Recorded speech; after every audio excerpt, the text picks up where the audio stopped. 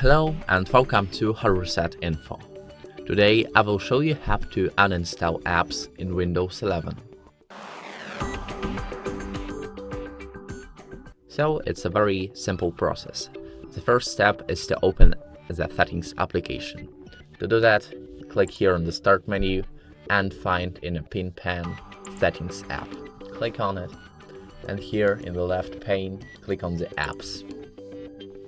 Go to the Installed Apps and wait for the system to scan all the installed apps. You will see this list. You can just go through it and find applications that you don't need or find it by the name. For example, I don't need Maps application from Microsoft, and if I want to uninstall it, I have to click on the three dots and click on Uninstall. Uninstall, and I have just to wait for uninstalling this app. So that's all.